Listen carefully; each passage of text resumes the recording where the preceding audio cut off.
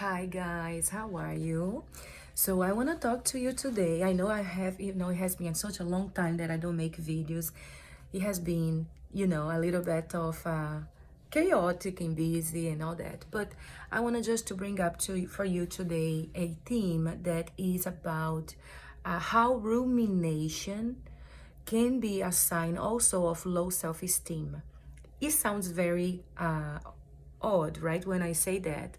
But rumination not only is, of course, an anxiety thing, is an anxiety a dynamic of the body. We feel anxious, we feel that we are losing control over things, and then we start ruminating or have that thought intrusion.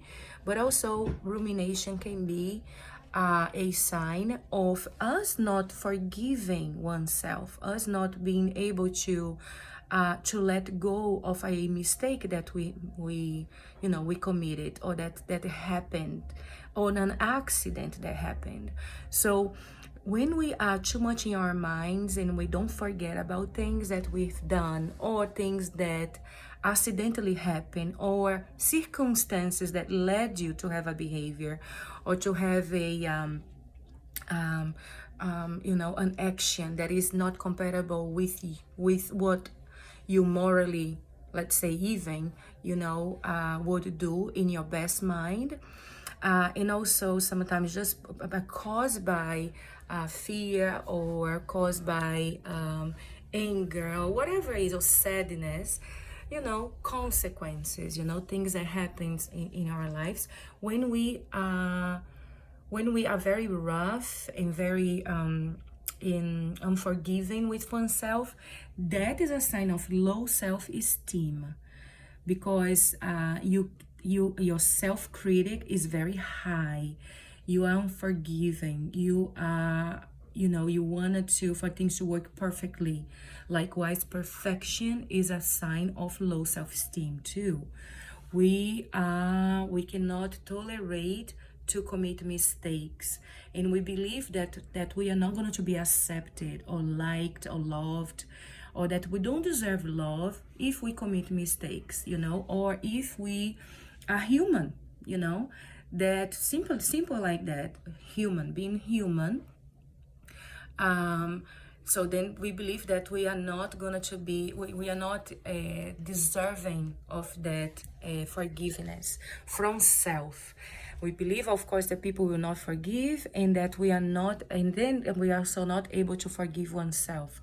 So that mindset is very, very connected with a low self-esteem, a very challenging and negative self-concept, and that in a long term can build so much trouble for our in our minds, and for to ourselves, and in our lives in general, in our relationships. So it's very important that you have that reflection and that level of forgiveness, that you don't become too rigid when you are when something happen in your life. Don't become so rigid, so rough with yourself. If you are able to forgive people, or to conceptualize a situation in a very kind, reasonable way, you are, and you can be able to do that for yourself too. This is a sign of self-love. This is a sign of you being your own agent of healing in your life. So try to to do that, to think about that, reflect about that, and give yourself more credit. Okay, you are by the way, you are the closest relationship that you will ever have is with yourself. You wake up and you go to sleep with your own self. You have a connection with yourself 24/7.